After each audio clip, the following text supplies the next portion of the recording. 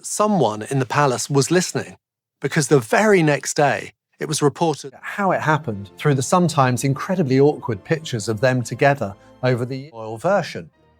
And I think he also thought it would help sort of redeem himself. The royal family has finally done it. After years of drama, public feuds, and endless speculation, sources close to the palace are saying what millions have been waiting to hear. Harry and Meghan have been officially cut off. No reconciliation, no royal return, no second chances. The plan to bring them back into the fold has completely fallen apart. And honestly, the fallout is absolutely wild. Richard Eden at the Daily Mail just dropped a bombshell report revealing the jaw-dropping details of what insiders are calling Project Thaw. Investing in a new beachside property for Meghan Markle and her mom Doria to enjoy. This was supposedly a massive coordinated effort to warm up the Duke and Duchess of Sussexes' ice-cold relationship with the rest of the royal family and with the British public. We're talking strategic appearances, carefully planned photo opportunities, and a full-blown charm offensive designed to make everyone forget the past few years of chaos. But here's the thing. It's all collapsed spectacularly. But wait until you hear what really went down behind closed doors. Hit that subscribe button and turn on notifications so you don't miss what's coming next. And if you're already hooked, smash that like button. Let's dive in. So what exactly is Project Thaw? So apparently Miss Meghan Markle herself decided that if she couldn't keep Prince Harry, she'd keep the last word. And guys, And why was everyone thinking this would be the golden ticket back into royal life? Listen, this wasn't just some casual idea someone threw out there. Richard Eden's report shows this was a full-blown comeback campaign involving royal courtiers and some seriously powerful people behind the scenes. The goal? Pretty straightforward, but incredibly ambitious. Warm up Harry and Meghan's ice-cold relationship with the royal family and somehow convince the British public to give them another shot. They say every secret has a keeper. And sometimes that keeper isn't a stranger, it's the person who once knew you best. The name itself tells you everything you need to know. Project Thaw. Because after years of explosive interviews, tell-all books, and constant public drama, the relationship between the Sussexes and the rest of the royals had basically frozen solid. There was no communication, no trust, absolutely no path forward. So someone somewhere decided it was time to orchestrate this carefully choreographed comeback campaign. They needed people to see Meghan and Harry in a completely different light, to forget about the Oprah interview. So I unfortunately had to record our podcast by myself this week, but that meant that for our move past the Netflix series, overlook the memoir that dragged the family through the mud. Here's where it gets interesting. The plan involved a series of strategic appearances, carefully timed leaks to friendly media outlets, and this slow drip of reconciliation stories. Friends of the couple were already planting seeds, suggesting that Meghan would return to Britain before the year ended. They were even joking she'd be showing up with humble pie, ready to apologize and make things right. The whole narrative was being crafted in real time. Meghan and Harry want to come home. They're willing to compromise. They miss the family. Meghan Markle files for divorce from Prince Harry. Well, hello. I want to talk to you a bit about that video. They want their children to know their royal heritage. Now check this out. Behind the scenes, word was floating around about how they could actually pull this off. The idea was to reintegrate them into royal life without giving them full working royal status. You know what I mean? Maybe they'd show up at certain events, be visible at family occasions, have just enough presence to satisfy their need for relevance, but controlled enough that the palace could maintain boundaries. It was supposed to be this perfect win-win situation. Harry and Meghan get their royal connection back, and the family gets to look united again. Now here's a video of Meghan watching Harry as he's giving out his award, and you can tell she is not happy. Meghan's recent trip to Paris Fashion Week, yeah, that wasn't just her wanting a glamorous girls' trip to Europe. That was actually the opening move in this whole strategy. She showed up looking absolutely polished, getting photographed with Anna Wintour, kissing cheeks with European fashion royalty, basically reminding everyone that she's still got serious star power. The photos were everywhere. High fashion magazines, social media, media, entertainment outlets. And here's what's wild. Insiders are saying this wasn't casual at all. This was a calculated public relations exercise. No one saw it coming. Not the cameras, not the guests, not even the people closest to them.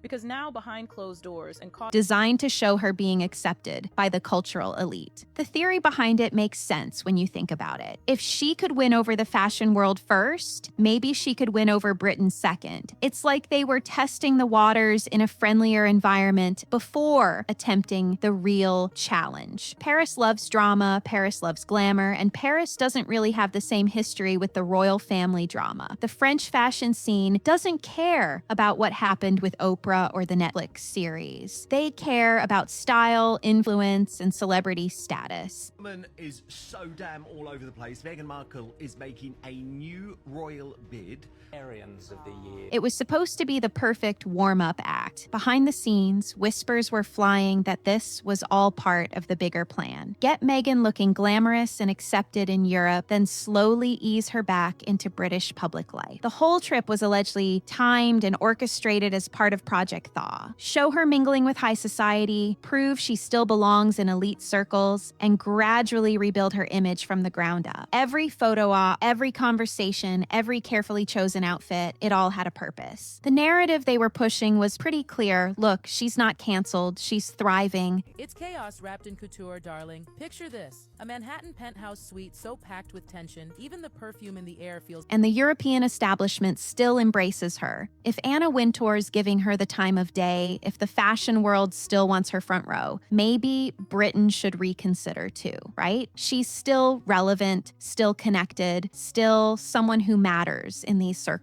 That's what they were hoping anyway. They wanted to create this momentum, this sense that she was making a comeback on the international stage. Spoiler alert, it didn't exactly work out that way. Now here's where reality really started to mess with their plans. The numbers? Absolutely brutal. Radar Online didn't just wake up and know which brand of medication Harry's been using. Someone had to drop that info.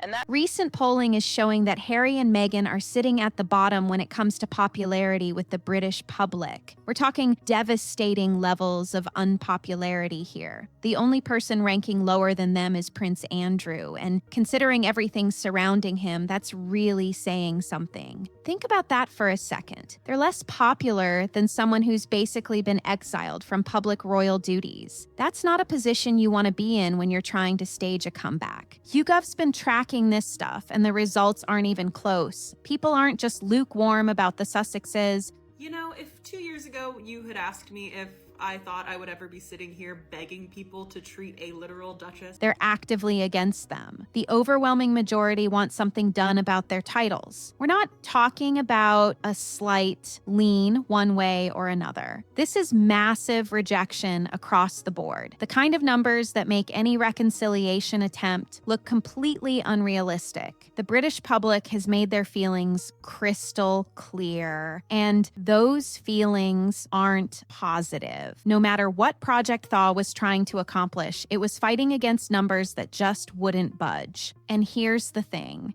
Our partners at Thaw Foundation and the true leaders in mental health access.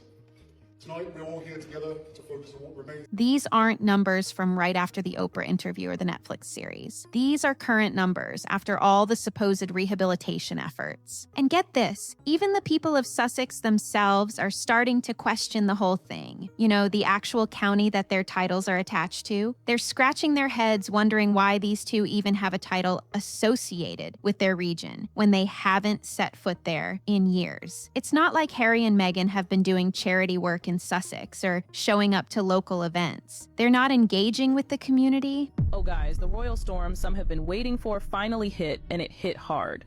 New York was supposed to be Harry and Meghan's. They're not representing the area in any meaningful way. They're thousands of miles away in California, living their lives completely disconnected from the place their titles represent. The locals are basically asking, what's the point? Why should we be connected to people who don't even acknowledge we exist? This disconnect isn't just symbolic, it's creating real frustration. When you're a duke and duchess of somewhere, there's supposed to be some kind of connection, some kind kind of relationship with that place. But Sussex residents are watching Harry and Meghan do their thing in Montecito. Royal rebels want to soar, but this time, New York clipped their wings and egos in one clean move. Appearing at Hollywood events and American talk shows with zero connection to the county that's literally in their names. It feels like the titles are just accessories at this point, something fancy to put on their business cards while they build their brand in California. The writing's on the wall, and it's written in huge capital letters. Traditional media tactics, strategic photo opportunities, carefully crafted narratives,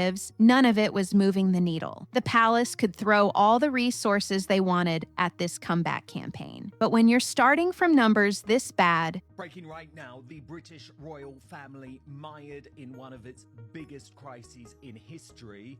There's only so much you can do. You can't PR your way out of something this fundamental. When the actual people you're supposed to represent don't want you representing them, that's a problem no amount of Paris fashion shows can fix. The data was telling a story that Project Thaw just couldn't rewrite, and trust me, they tried. So with all these numbers stacked against them, what did the royal family actually decide to do? Listen, this is where things get really interesting. Sources close to King Charles are saying he's basically given his blessing for a complete freeze out. We're not talking about a cooling off period or a temporary break. Tall, delivering a carefully prepared speech. Hi, everybody. Every eye in the room locked on him. The atmosphere is formal, respectful. This is a full stop. The door to any kind of reunion, it's not just closed, it's been sealed shut. And from what people are saying, Charles didn't come to this decision lightly. He's their father, he's their king, and apparently he's made peace with the fact that some bridges just can't be rebuilt. And Prince William, he's apparently even more firm about this whole situation. Word is, he's already got his position locked in for when he eventually takes the throne. There's talk that he's put the mechanics in place to make some serious decisions about their titles down the line. Prince Harry is furious. Those close to him say they had not seen him like this in years. Red-faced, pacing, barely able to breathe through... He's thinking long-term here, planning for the future of the monarchy. And those plans don't include Harry and Meghan having any kind of active role. William's always been about protecting the institution, and right now that means drawing a very clear line. He's seen the damage, he's watched the drama unfold, and he's apparently decided enough is enough. The future of the monarchy under his leadership doesn't have room for the kind of chaos the Sussexes brought to the table. Here's what makes this whole thing even more wild. Remember all those stories about Meghan potentially returning to Britain before the year was out? Thank you for being here tonight in support of Project Healthy Minds, our partners at Outlaw Foundation. The ones about her showing up ready to make amends, bearing humble pie, and willing to apologize. Yeah, those in the know are calling that exactly what it is. Complete fantasy thinking. It was never going to happen. The palace wasn't entertaining it, the family wasn't interested, and the whole narrative was apparently being pushed by people who didn't actually have any real insight into what the royals were thinking. These weren't leaked palace plans. These were wishful thinking stories being spun by people outside the actual decision-making circle.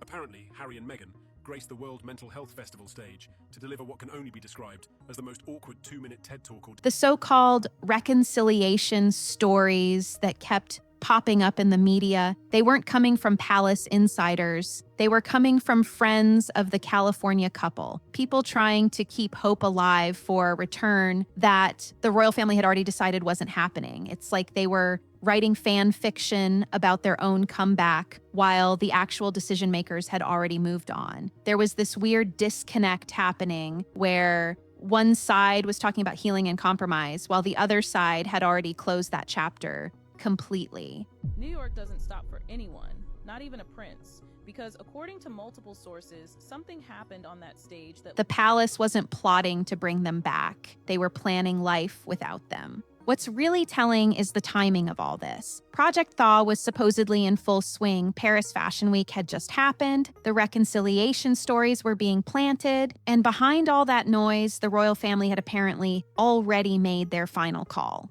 They weren't waiting to see if public opinion would shift. They weren't testing the waters. They'd looked at everything, the interviews, the book, the Netflix series, the constant media drama, and decided that welcoming them back would do more harm than good. Issues this photograph It's taken by Prince William. They make that clear when they issue the photograph. It comes from her. This wasn't a knee-jerk reaction. This was a calculated decision about protecting the monarchy's future. Now let's talk about what might have been the final nail in the coffin for this whole comeback plan. There was this moment in Paris, during that Fashion Week trip we talked about, where Meghan got photographed near a tunnel. And if you know anything about royal history, you know exactly why that became a massive problem. People immediately started connecting dots to Princess Diana, and the backlash was instant and brutal. Social media absolutely exploded. Now, if you look at this photograph from the wedding itself, in some ways, William looks even more serious than the groom. People weren't just criticizing the photo, they were genuinely upset. The perception was that this was some kind of calculated move to draw emotional parallels, to create this narrative connection that felt manipulative and honestly kind of inappropriate. Whether that was the actual intention or not doesn't even matter at this point because the damage was done. Public perception became reality, and that reality was not pretty. Here's the thing about trying to rehabilitate your image. Every single move you make gets scrutinized. I've discovered a plot. You might think it's almost unbelievable. After all, Prince Harry and Meghan's Every photo, every appearance, every carefully chosen outfit gets analyzed for hidden meanings and ulterior motives. And when you've already burned through public trust the way Harry and Meghan have, people aren't giving you the benefit of the doubt anymore. They're looking for the calculation behind everything. They're searching for the manipulation. They're questioning whether anything you do is genuine or just another PR stunt. This Paris tunnel situation perfectly illustrated the core problem with Project Thaw. You can plan all the strategic appearances you want. Watch closely and notice the small details that many people missed when Prince Harry and Meghan Markle arrived at the ceremony. You can coordinate with the best publicists in the world. You can show up at the fanciest events and get photographed with the most influential people. But if the public doesn't believe your intentions are real, none of it matters. In fact, it makes things worse. Every attempt to look relatable comes across as staged.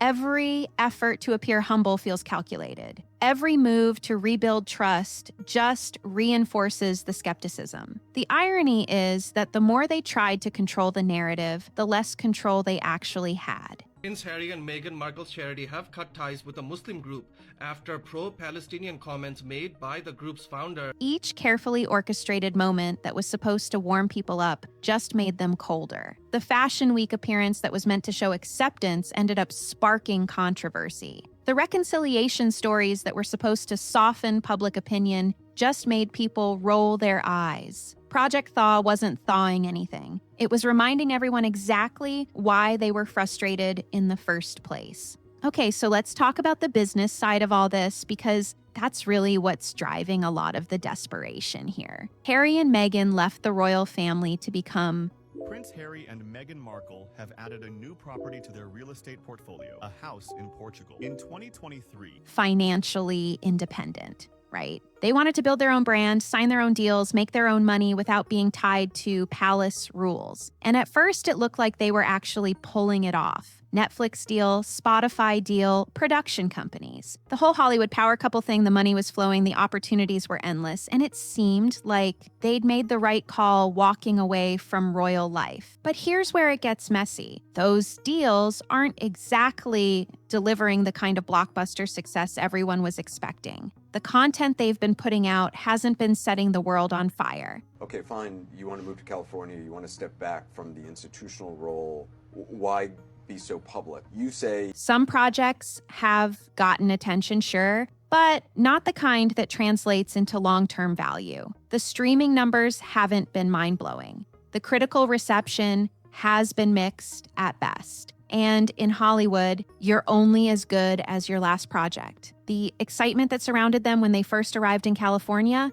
that's been fading fast. Studios and networks that were throwing money at them a few years ago are now being a lot more cautious about what they're willing to invest in. The problem they're running into is that their entire brand is built on their royal connection. One great thing about Harry and Meghan moving to California is they seem to be garlanded with awards. You know, every now and then there's another one. Think about it. What are people actually interested in when it comes to Harry and Meghan? It's not their acting careers, or their production skills, or their business acumen. It's the fact that they're connected to the British royal family. It's the insider access, the family drama, the palace secrets. Take that away, and what do you actually have? There are thousands of celebrities in Los Angeles trying to stay relevant, trying to get their projects greenlit, trying to maintain their status. Without the Duke and Duchess titles, without the connection to the most famous royal family in the most unkind books I think I've ever read.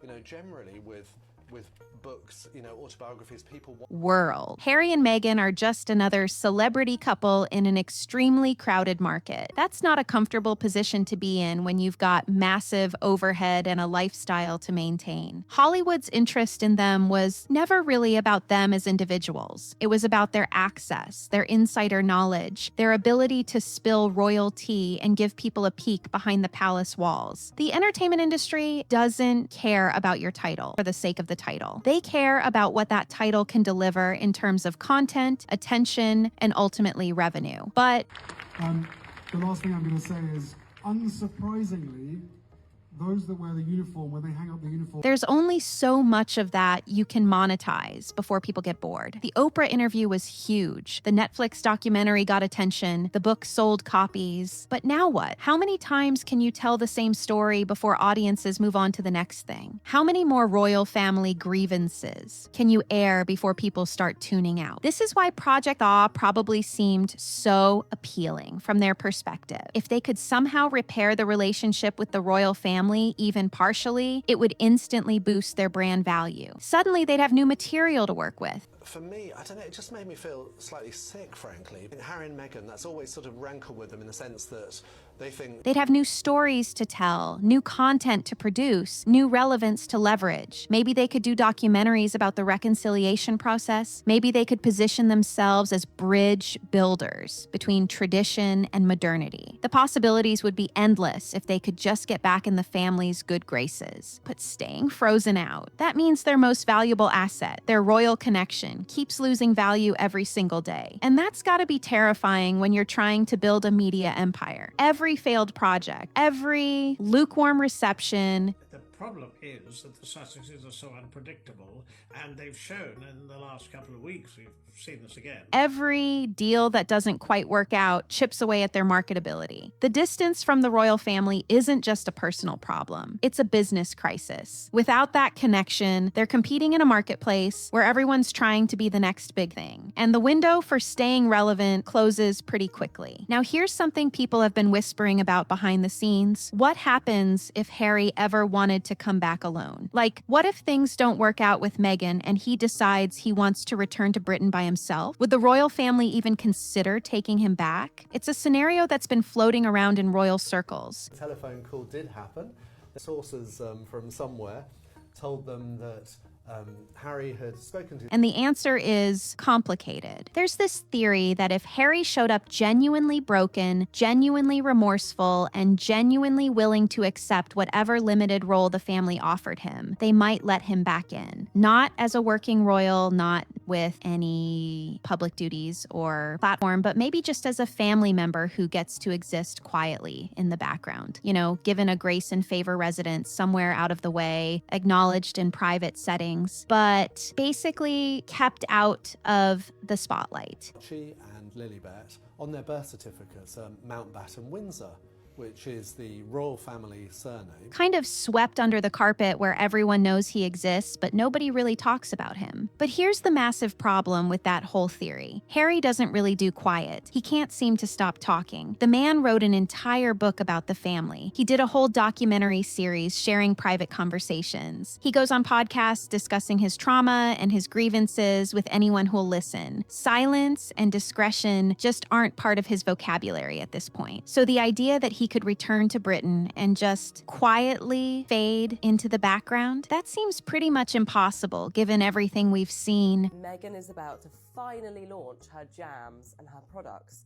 via these new Netflix shops that are opening. Even if Harry genuinely wanted to come back alone, the family dynamics would be incredibly messy. His life is in California now, his kids are growing up there, and untangling all of that would be complicated beyond belief. The royal family knows it. Taking Harry back would mean opening the door to years of additional drama, more headlines, more controversy, and they've made it pretty clear they're not willing to do that. The only way this works is if Harry's genuinely willing to accept a completely diminished role. No public appearances, no royal duties, no influence, no platform. The question is, what has happened to Prince Harry's chief of staff? Josh Kettler was appointed only a few months ago, but he's already... That's not a triumphant return. That's basically a humiliating retreat. And it's really hard to imagine someone who's spent the last few years building a brand around speaking his truth suddenly being okay with permanent silence. The royal family isn't interested in half measures anymore. It's either all in with complete discretion or stay out completely. And based on everything Harry's shown us about who he is now, complete discretion just doesn't seem realistic. Here's what a lot of people don't really get about the royal family. They're not thinking about next week or next month or even next year.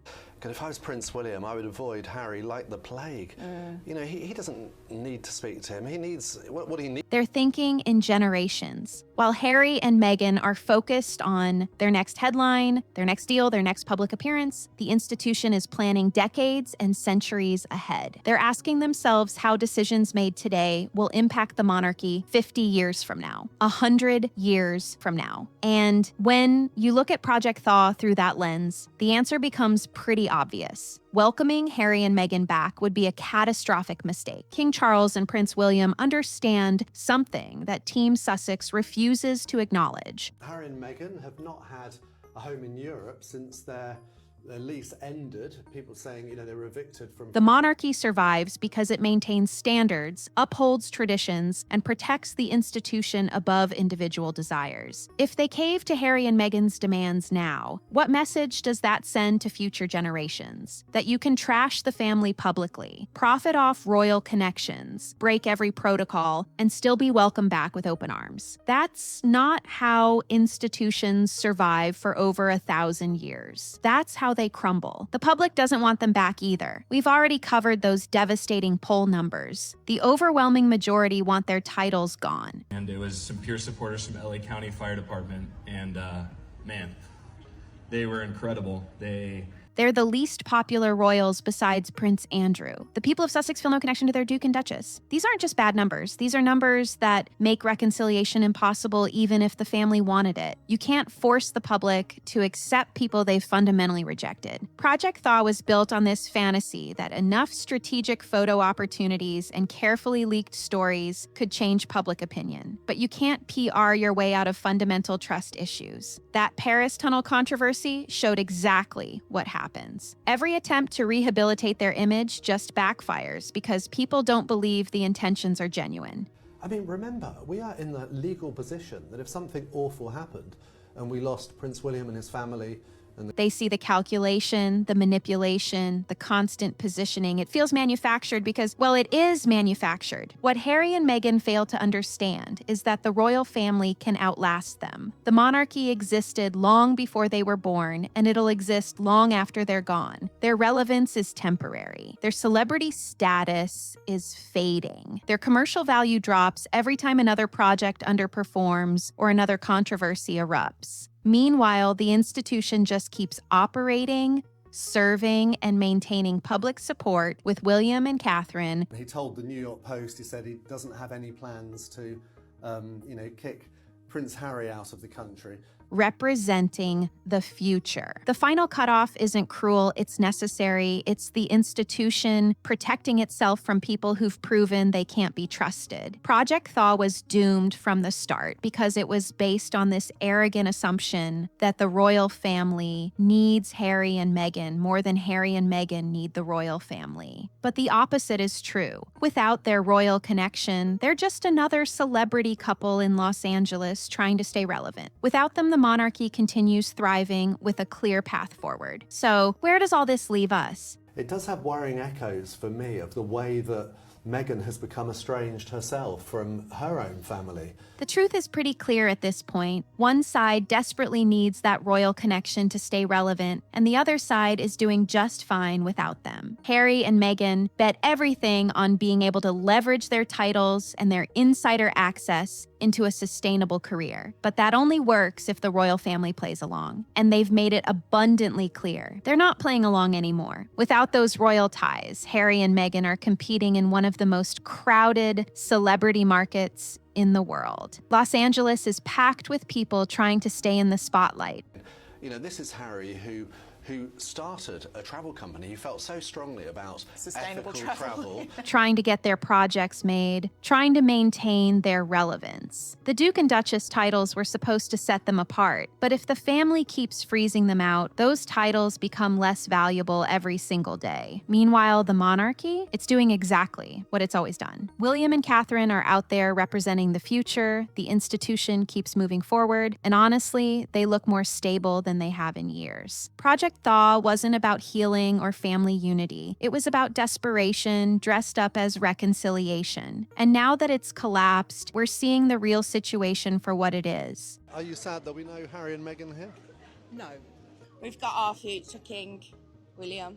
Obviously, This separation isn't just protecting the royal family from more drama. It's protecting both sides from a relationship that's proven to be toxic. Sometimes the healthiest thing you can do is accept that some bridges are better left burned. So, what do you think? Is this really the permanent end? Or could something still shift down the line? Do Harry and Meghan have any path back, or is that door sealed for good? Drop your thoughts in the comments below. I genuinely want to know what you're thinking about all this. And if you made it all the way to the end, you're clearly invested in this royal drama. So go ahead and hit that subscribe button and turn on notifications so you don't miss what happens next. Trust me, this story's far from over. Smash that like button if you found this interesting, and I'll see you in the next one.